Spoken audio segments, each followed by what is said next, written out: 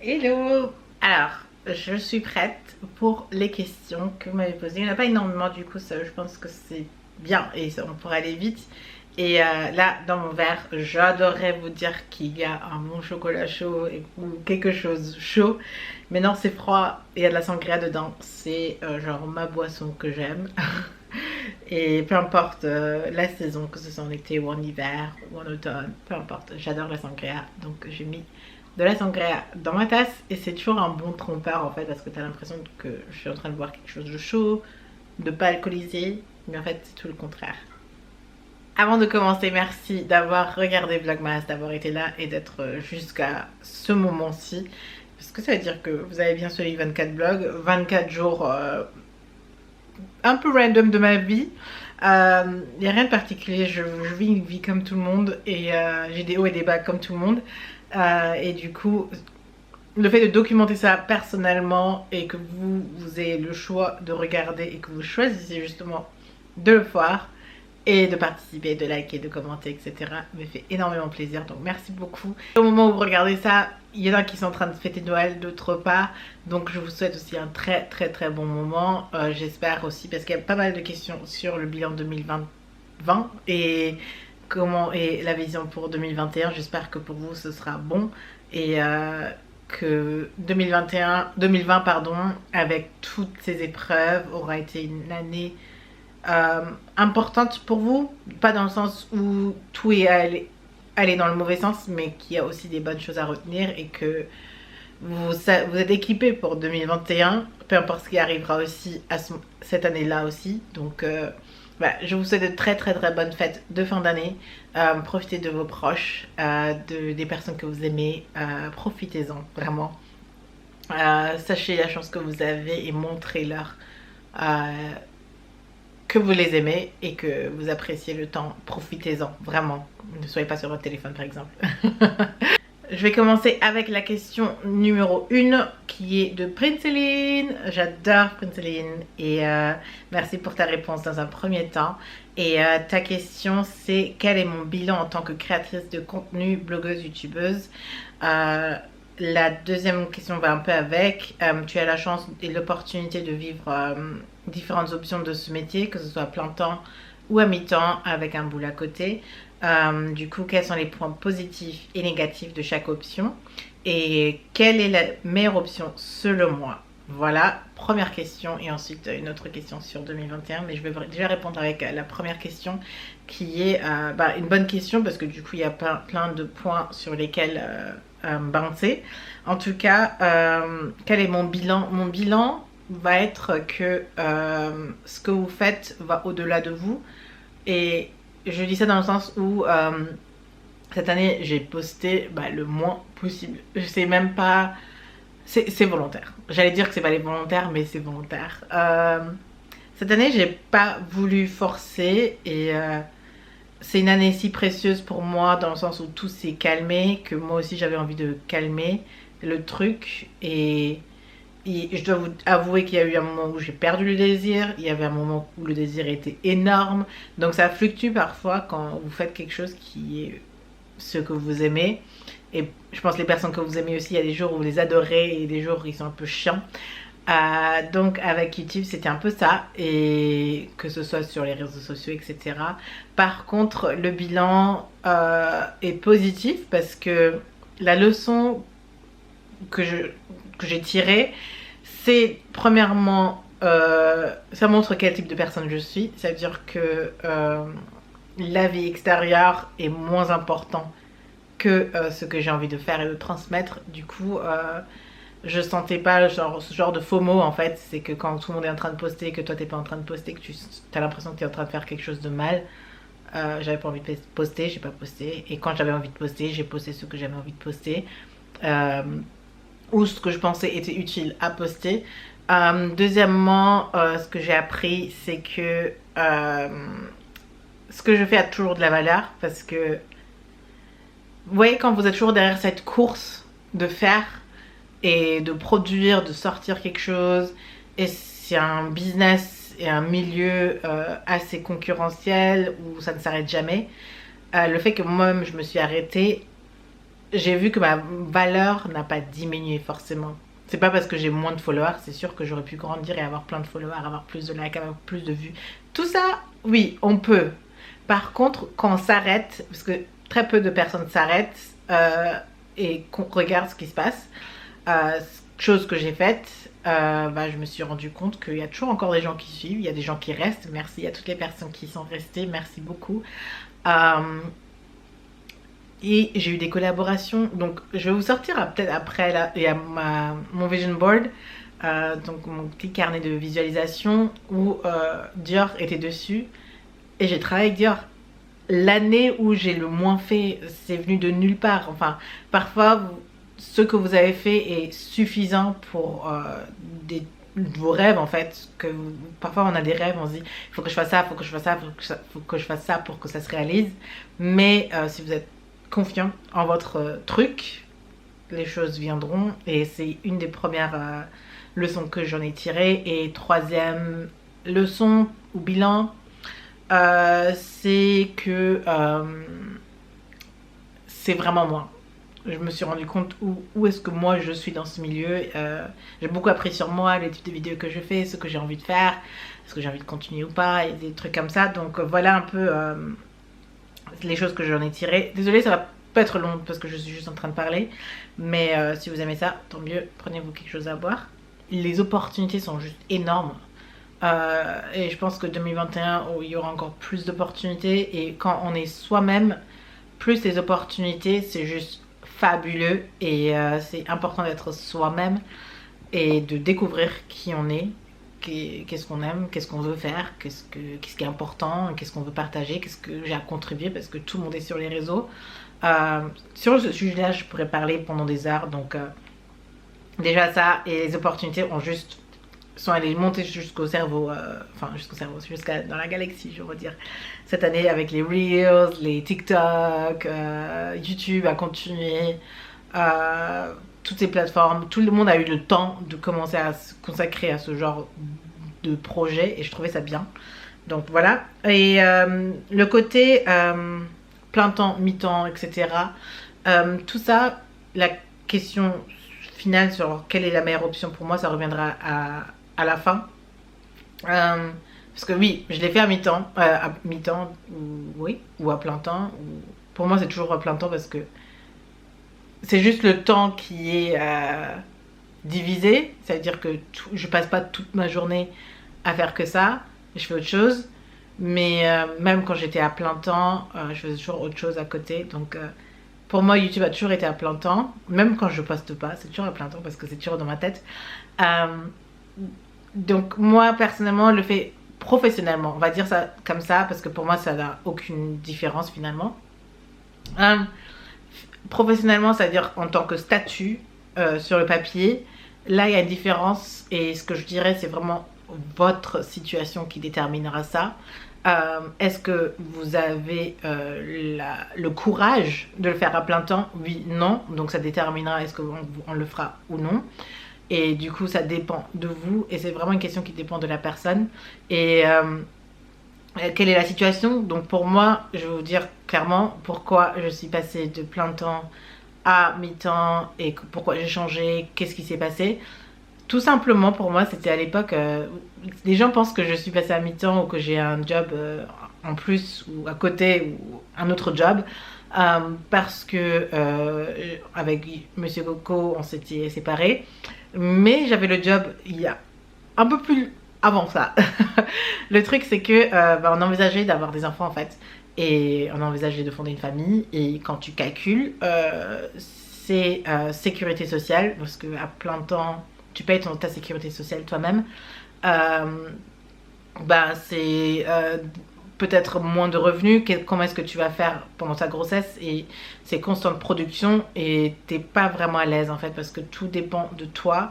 Et moi je pense pas parce que je désire une famille avant tout. Donc quand je serai enceinte, je suppose, je ne sais pas encore, mais pour le moment l'idée que j'ai c'est fonder une famille, demande de l'attention et je pourrais pas, mon attention est si focalisée quand je suis à plein temps et ouais, je serais en train de travailler à fond, plutôt que de profiter de la grossesse. C'est pour ça que je me suis dit, ok, premièrement, niveau attention, ça va être trop compliqué. Et ensuite, niveau financier, c'est important parce qu'il faut payer pour la sécurité sociale. En Allemagne, il faut payer plus quand tu es indépendant. Il faut payer ta propre sécurité sociale, celle de l'enfant. Et ensuite, subvenir aux besoins normaux de la famille. Les impôts, les contrats, etc.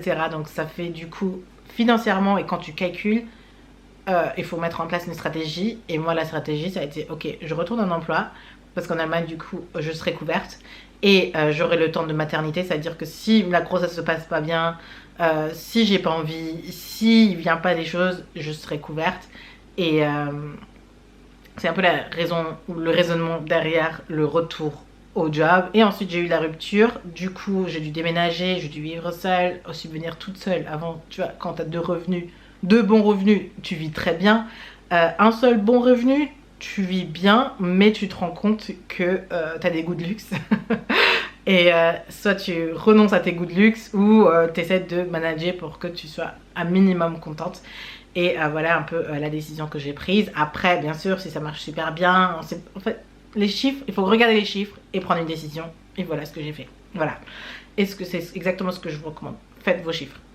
Dernière question de Princeline, ça va être quelle est ta vision pour 2021? Je ne sais pas encore vraiment, j'ai des petites idées mais j'en ai pas une concrète et c'est la raison pour laquelle j'ai du temps off, donc ça veut dire qu'à partir de la semaine prochaine j'aurai une bonne semaine entière où je serai off, où je ne ferai absolument rien pour justement me ressourcer, pour réfléchir, pour être pas distraite de produire des vidéos parce que pendant que tu fais un vlog, tu penses aux résultats, tu penses à pas mal de trucs. Et le fait de n'avoir rien à faire, bah du coup on pense pas, on est moins proactive. Et moi je suis quelqu'un de très proactive. Et j'ai besoin d'un silence pour tout couper. Et ensuite enlever ce côté proactif et de regarder sur un papier très blanc. Ok, qu'est-ce qu'on fait? Voilà ce que je vais faire du coup les prochains jours. Et donc maintenant j'ai pas de détails à vous donner ou des choses à vous dire. Mais c'est comme ça que je compte obtenir ma vision. Et du coup fin janvier généralement j'ai mes visions, du coup je verrai. Cette année ma vision a été très exacte, donc j'ai beaucoup aimé, donc voilà. Ensuite de cas, donc juste cas, est-ce que tu pourras faire une vidéo avec ton ami pour nous conseiller sur les différents produits cosmétiques coréens et nous donner son avis sur les meilleurs selon elle? La réponse est tout simplement non. Ça semble bizarre parce que la preuve, quand j'ai lu ça, je dis non direct et je vais vous expliquer pourquoi. Ce sera plus simple. Non, premièrement parce que c'est mon amie, elle n'est pas youtubeuse, elle n'a pas envie d'être devant une caméra et je vais pas la mettre devant une caméra. Elle parle anglais, on a une audience française. La question de la langue, c'est pas problématique. Mais en gros, je connais mon avis et je connais mon amie, pardon. Et elle n'a pas envie d'être devant une vidéo et j'ai pas envie de mettre... Tu vois, ma vie privée, c'est ma vie privée et mes amis, c'est mes amis. Est-ce que je vais prendre son avis en compte? Oui. Est-ce que je vais lui poser plein de questions? Oui. Est-ce que je vais la saouler avec? Absolument. Par contre, est-ce que je vais faire une vidéo avec elle? Non. Tout simplement parce que je respecte notre amitié suffisamment pour la mettre à disposition de tout le monde. Donc ça, c'est clair. Je partage énormément, mais j'abuse pas. Donc voilà, donc il n'y aura pas de vidéo avec elle. Est-ce qu'il y aura une vidéo basée sur ses conseils, etc. Oui, absolument. Deuxième raison pour laquelle je ne prendrai pas mon amie, c'est parce qu'elle est asiatique et qu'elle est absolument blanche. Elle m'a vue, elle me verra avec cette coiffure, elle va dire Shirley, c'est tes cheveux. À chaque fois qu'elle me voit avec peu importe quelle coiffure, elle croit que c'est mes cheveux. Oh, je l'adore, Sharon. Mais vous voyez, il y a un truc à chaque fois quand je prends des avis, que je peux jauger et qui me serviront vraiment. Et prendre son avis ne vous aidera malheureusement pas parce que je connais mon ami aussi. Et en fait, quand j'ai pensé à ma réponse pour cette question, pour qu'elle soit pas trop brutale, j'ai fait une analogie. C'est très simple et je me suis dit, ah oui, je vais vous dire la même chose, vous allez dire, ah oui, ok, d'accord, c'est vrai. Elle raisonne sur les produits coréens comme nous on raisonne avec Inoya par exemple, où on dit ok, c'est dédié aux peaux noires, je fais confiance, j'adore Inoya, je vais utiliser Inoya parce qu'elle est noire, parce que la personne est noire et que Inoya fait pour les noirs, du coup c'est pour les noirs. Donc forcément quand une blanche va demander qu'est-ce que c'est? Est-ce que c'est bien? Elle va forcément dire oui, parce que l'avis c'est pas totalement fondé. Et du coup, quand on parle des produits cosmétiques coréens, elle parfois n'a aucune notion de ce qu'il y a dans les crèmes. Je connais mon amie. Elle sait que c'est bien, elle sait que c'est conçu pour son type de peau, etc. Mais elle ne saura pas dire qu'est-ce qui serait important pour nous. Moi, ce qui est important, ok, l'éclat, est-ce que ça va pas me blanchir? Parce que dans la cosmétique coréenne, il y a beaucoup de blanchiment aussi. Donc, je vais faire attention qu'il n'y a pas ça dans les produits. C'est quelque chose, moi, ça me fera tilt, elle, peut-être pas. Quels sont les ingrédients, par exemple? Moi, je regarde énormément les ingrédients, ce que c'est et qu'est-ce que ça fait sur la peau noire. Il faut connaître ses propres spécificités de peau, ce que je vous dis tout le temps, pour ensuite avoir un bon avis et savoir conseiller du coup là-dessus. Et je suis désolée, mon amie, c'est pas son métier. Et du coup, elle ne pourra pas conseiller pour des personnes comme nous, je vais dire, bon, avec la peau noire. Et moi non plus, je ne vais pas me considérer comme la personne qui sait tout sur les peaux noires. Mais je connais ma peau et je sais ce dont ma peau a besoin. Et si vous avez mes conseils, généralement, vous avez à peu près les mêmes spécificités, vous avez les mêmes types de raisonnement et les mêmes points sur lesquels vous faites attention. Donc voilà un peu comment je décompose mon non, ma réponse. Donc c'est non, mais c'est totalement justifié et je pense que si vous écoutez ce raisonnement, peut-être que ça fait du sens pour vous aussi, j'espère. Sinon, il y a un problème peut-être. Prochaine question. De Rose Evelyne, j'ai adoré te voir en 2019. Oh, c'était l'année dernière déjà. C'était l'année dernière, mais j'ai l'impression que ça fait 10 ans. En tout cas, reviendras-tu vers nous après Vlogmas? Il se peut que tu aies déjà répondu, du coup elle pose une autre question. Mais est-ce que je reviendrai vers vous après Vlogmas? J'aimerais bien, mais comme dit, j'ai pas encore ma vision 2021. Généralement sur cette chaîne de vlog, je viens une fois par an, c'est-à-dire à la période de Vlogmas. Mais sur ma chaîne principale, j'ai plein de trucs que j'ai envie de sortir. Je dois juste réfléchir, est-ce que c'est vraiment moi qui ai envie de sortir? Est-ce que c'est mon FOMO qui parle? Est-ce que c'est un projet vrai, fondé? Est-ce que ça a du sens et tout ça? J'aimerais bien me poser et réfléchir à ça avant de revenir vers vous. Et c'est généralement comme ça que je raisonne avant de poster quelque chose. Donc peut-être, très probablement, oui. Ensuite, quels sont les événements positifs ou négatifs qui t'ont le plus marqué? Négatif, ça va être certainement mon Noël 2021 avec le décès de mon oncle. Je m'y attendais pas du tout. Et le fait de se rendre compte à quel point la vie tient sur un fil et je vais mentir si je vous dis que je ne sentais pas arriver. Donc négatif, c'est les pertes quoi. Donc la notion de perte et comment naviguer la perte. Et c'est pas perte en termes de décès, mais perte d'un job peut-être. J'ai une autre amie qui a perdu son job cette année avec Corona. J'ai des gens qui ont perdu leur liberté de faire tout ce qu'ils veulent. Moi je suis ici, donc c'est un peu une perte de liberté de ne pas pouvoir rentrer. Vous voyez cette limitation en fait qui est très frustrante. Et cette année, le positif c'est que avec Corona était l'année la plus limitante possible et j'ai fait les meilleures connexions en termes d'amitié. Et je me suis rapprochée de très bonnes personnes, j'ai pu être ouverte avec des personnes et lier des amitiés quand tu es dans ton lit et tu es en train d'imaginer, ah oui, c'est le genre d'amis que j'aimerais, et je les ai dans la vraie vie. Ce qui est très précieux et ce qui est très appréciable. Donc, Corona aura défini pas mal de choses, mais si je peux dire ça comme ça, ouais. Un moment très particulier, ça a été en mars, je crois, début mars. On était en plein lockdown. Non, fin mars du coup. Fin mars, je pense les 2-3 premières semaines de total lockdown où tout le monde entier était en lockdown et que je me suis réveillée, que je regardais par la fenêtre et que tout était silencieux et le ciel était bleu. Ce moment, je ne l'oublierai jamais parce que c'était juste trop beau et d'après moi, on vit une année unique et historique et aussi dure qu'elle soit, je pense que les gens qui étaient en 1914 pendant la Deuxième Guerre mondiale ne diraient peut-être pas la même chose. Donc on a peut-être un certain privilège de souffrir depuis notre canapé. Mais c'est historique et c'est quand même unique. Je ne sais pas comment les prochaines années vont être, ou comment ça va définir notre futur. Mais on est en plein milieu de ce changement. Et le fait d'être au milieu de ce changement, on vit tous les changements et tout changement est inconfortable. Demandez à n'importe quel psychologue ou neuroscientifique, quelqu'un qui fait de la neuroscience. Mais ça fait quelque chose dans notre être humain. L'être humain n'aime pas ça. Donc c'est normal, c'est irritant, c'est frustrant. Donc on a de la résistance. Par contre, c'est unique. Et avoir la capacité de voir la beauté dans ça, c'est ce que moi je garde en tant que positif. Et ouais, j'ai eu plein de choses qui se sont passées, que j'ai appréciées, que je vais pas tout dire. J'ai fait hier mon bilan sur l'année et chaque mois a été mémorable. Donc chaque mois j'ai eu des choses. Au final, j'ai vu mes parents 3 mois consécutifs, juin, 4 mois même. En juin, juillet, août et septembre, j'ai passé du temps avec mes parents et avec ma famille. Donc j'avais oublié en fait, j'avais l'impression que je les ai pas du tout vus, etc. Mais en fait si.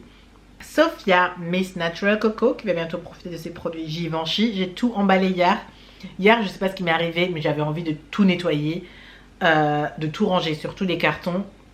Donc jusqu'à 23 h, j'étais dans mes cartons, etc.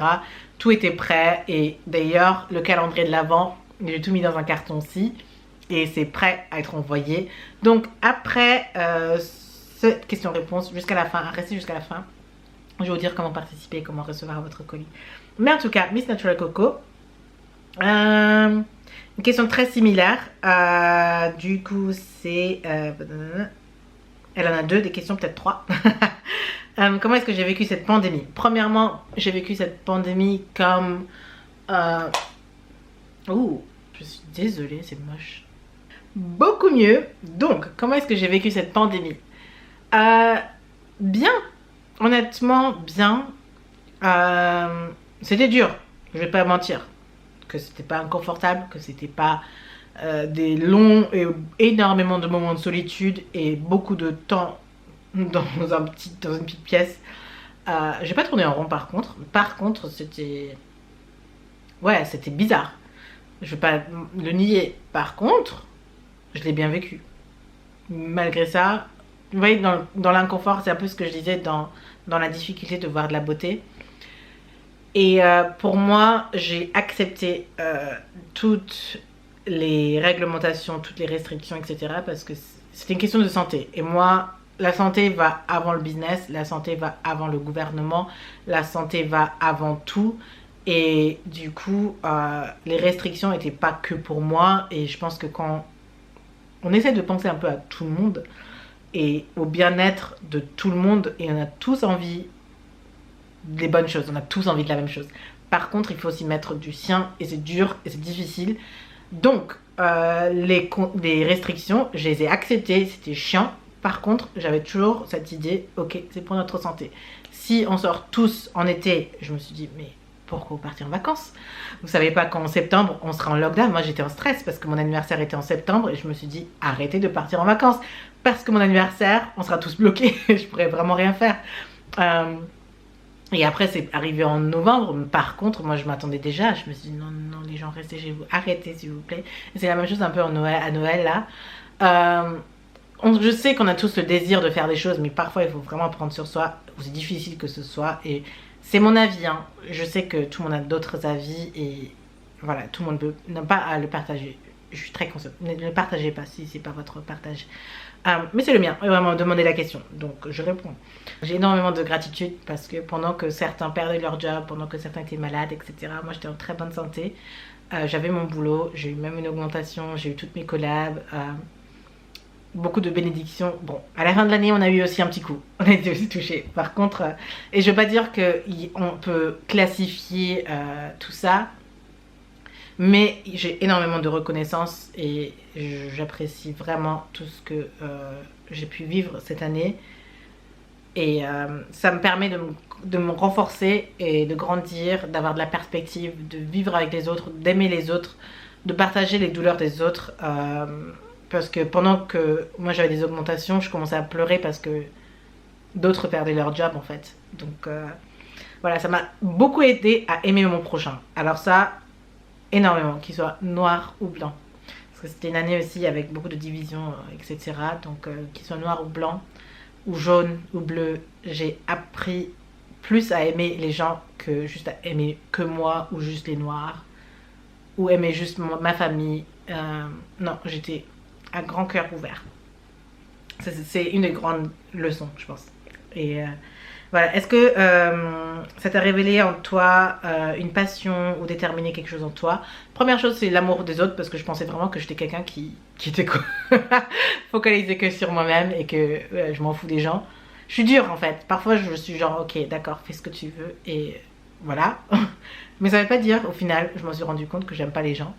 Donc j'aime beaucoup les gens, je me rends compte. Et que je peux être quand même moi-même. C'est-à-dire que quand j'ai envie de te dire non, je te dis non. Ça veut pas dire que je t'aime pas, mais ça veut dire que je me respecte un peu. Et une passion, ouais, enfin, faire Vlogmas par exemple, on fait partie. Tricoter en fait partie. Dessiner, faire du dessin digital en fait partie. Je vous avais montré dans un vlog aussi. Passion, c'est être ouverte, découvrir des choses, être calme aussi. Je travaille beaucoup là-dessus, parce que le calme, j'ai du mal avec ça. Mais un peu découvrir un peu qui on est soi, et voilà. Donc ça, c'est peut-être ce que j'ai pu découvrir et ce qui a pu me déterminer. Mais le calme m'a beaucoup aidé au final. Est-ce que ma vie en France me manque? Et la dernière question, non, absolument pas. Enfin, la France me manque en tant que pays pour y être, pour passer des moments, mais vivre, non. J'ai remarqué que la France n'est pas un pays où moi, mon être et comment je vis, comment je fonctionne, va avec. Donc c'est pas moi. Aujourd'hui, comme c'est le dernier jour avant les fêtes et que tout le monde est en train d'acheter les derniers petits trucs, pardon. En Allemagne, j'aime cette organisation. C'est que même les gens qui sont last minute comme moi étaient organisés. Et moi, je me suis dit, ok, on est tous un peu stressés, on est tous un peu en retard, on sait qu'on est en retard et que il faut qu'on y aille. Par contre, personne n'était en train de crier, personne n'était en train de doubler l'un ou l'autre et en train de se comporter bizarrement. Je sais pas, enfin j'aime l'organisation et j'ai aimé et le fait que tout est organisé. Et c'est peut-être une des raisons pourquoi j'aime autant être en Allemagne, parce que ça va faire 7 ans. Ça fait 7 ans que je suis en Allemagne et je m'attendais pas. Enfin, l'allemand n'est pas ma langue préférée. La culture allemande n'est pas forcément moi non plus, mais le fait de vivre ici par contre me plaît. La France, je m'identifie beaucoup plus comme française. La preuve, mes vidéos sont en français, vous savez le nombre de langues que je parle, mais c'est le français. Donc pour moi c'est comme ça quand vous vivez avec plein de cultures, et je pense que c'est difficile quand on n'a pas ce même input de culture en soi et de vivre avec plein de cultures. Comment on arrive à distinguer du coup, ok, je suis française, par contre je veux pas vivre en France, je vis en Allemagne, j'adore l'Allemagne, mais je vais peut-être pas passer toute ma vie en Allemagne parce que la culture allemande c'est quand même quelque chose. J'adore l'Amérique, etc. et l'anglais, je réfléchis même en anglais. Par contre des anglais, ok, d'accord, vous voyez, ça c'est moi. Par contre, pour répondre spécifiquement à la question, vivre en Allemagne, en France, non, je ne pourrais pas vivre en France. Ça me tuerait de l'intérieur, je serais aigrie. Mais j'adore la France, ne pensez pas ça. Strasbourg me manque énormément, j'adorerais retourner à Paris, etc. Donc voilà. Melny B, merci pour ta question. Comment décrirais-je la Shirley 2022? Et là, je vous dis, il y a un truc que je ne sais pas faire, c'est faire une projection sur le long terme. Je sais projeter absolument bien pour demain, dans 2 jours, peut-être pour la semaine prochaine. Et dès que ça va au-dessus, je sais pas. Ça, c'est quelque chose que je ne sais absolument pas faire. Je vais vous montrer ma vision board. Ok, je vais vous montrer. C'est un peu grand. Il y a plein de trucs et je ne pourrais pas entrer dans tous les détails. Et moi, j'ai la démarcation, mais vous l'aurez peut-être pas. Mais regardez. Diar. Ah! Et du coup, en fait, c'est pour ça la collab m'a fait autant plaisir, parce que c'était sur le vision board et ça paraissait si loin ou si difficile à décrocher, et le fait que je n'ai eu rien à faire pour l'avoir m'a énormément aidé et aimé. J'ai beaucoup aimé. Par exemple, là, j'avais mis des plats hyper healthy, manger super bien, commencer dans le vegan, etc. Comprendre un peu comment s'alimenter et avoir les différentes notions d'alimentation. Et c'est ma première année où j'ai testé le vegan et j'ai fait tout un mois complet de vegan, etc. Découvrir les recettes et prendre plaisir à ça. Je savais pas que ça allait être en janvier, parce que j'avais fait ce vision board, je crois, en 2019. et je savais pas ce qui allait arriver, donc je pensais que tout allait arriver en 2020. Et là c'est tous les voyages, il y a un gros traveler, je vais pas le faire en français, traveler ici. Et qu'est-ce que j'ai pas fait? J'ai pas voyagé. Donc moi j'adore visualiser, je sais ce que je veux et je sais le mettre découper et dire voilà je veux ça. Par contre dire quand ça va arriver et comment est-ce que je me vois dans toutes ces années, etc., je suis trop mauvaise dans ça. Donc je ne sais pas ce qu'il y aura pour 2022, quel type de personne je serai. Je sais juste que je serai une bonne personne, ça je sais. Je connais mon fond, je connais mes goûts. Je sais par contre pas ce qui va m'arriver, donc je pourrais pas vraiment déterminer où je serai, ce que je ferai et comment je le ferai. Je sais juste que moi en tant que personne je serai bien, et je pense que ça c'est important, ça c'est ce que j'essaie de garder. Voilà. Pour le concours, j'ai eu le temps de réfléchir et je sais ce que je vais faire, c'est que jusqu'à ce que vous voyez cette vidéo, donc ce sera le 25, donc j'aurai le temps de réfléchir et de poster une photo sur Instagram. Ça se passera sur Instagram parce que c'est plus simple pour moi, et je pourrai sauvegarder vos coordonnées, vous pourrez m'écrire en DM, etc. pour les gagnants, la gagnante pardon, parce qu'il n'y aura qu'un seul colis. Je vais poster une photo et vous pouvez être abonné à la chaîne, vous devez être abonné d'ailleurs à la chaîne, enfin à la chaîne ici et à mon compte Instagram si vous n'êtes pas abonné. Je fais ce concours pour mes abonnés, donc c'est un peu logique. Donc, ce sera sur Instagram, être abonné sur le compte et liker et commenter avec votre moment préféré dans Vlogmas. Un moment préféré, donc, dans les 24 jours que vous avez regardé, qu'est-ce qui vous a plu le plus, et j'ai hâte de voir qui participera. Ce sera, je pense, simple. C'est un concours très simple parce qu'ici il n'y a pas autant de trafic et de gens, donc je pense que ce sera simple, et je pense qu'il n'y a pas beaucoup de gens qui sont arrivés jusqu'ici, il n'y a pas beaucoup de gens qui savent qu'il y a un concours, donc c'est votre chance. Si tu vois ça, c'est ta chance. Voilà. Donc est-ce que vous avez besoin de voir encore les produits? Je vais vous montrer, comme ça vous savez ce que vous allez gagner. Voilà, tout est prêt dans la boîte, j'ai tout mis. Oh ouais, il se peut que je mettrai peut-être 2-3 petites choses en plus, parce que là j'ai mis un échantillon de shampoing Curly que j'utilise même en ce moment, que j'essaie en train de vider et que j'aime beaucoup, que j'ai testé cette année, mais tout est là-dedans. Et voilà, tous les produits cosmétiques de Charlotte Metzing. Et dans ce pochon j'ai mis les ampoules. Vous avez vu qu'il y a parfois des ampoules, dans certains jours il y a 3 ampoules exactement, donc je les ai mis dans un petit pochon. Et aujourd'hui je suis allée acheter des cartes, donc je pourrais faire un petit mot en plus dans le colis. Donc voilà, c'est la petite boîte Amazon et qui est remplie de produits cosmétiques, et que je vais probablement remplir encore plus d'autres produits que je vais trouver d'ici là. Je pourrais envoyer les colis après les fêtes, donc avant la nouvelle année, mais après les fêtes. Et vous aurez le temps de participer. Je vous mettrai la date dans le commentaire, ici dans la barre d'infos. Je vous mettrai toutes les conditions de vous. Mais je vous mettrai une date genre jusqu'au 27 ou... Ouais, jusqu'au 27 ou 28. Et après, comme ça, je peux envoyer le colis le 29-30. Et après, ben, ce sera chez vous, quoi. Donc, merci beaucoup pour Vlogmas. J'espère à l'année prochaine. Je vous donne jamais oui ou non pour les Vlogmas. Donc, on verra. Je fais plein de bisous. Bye.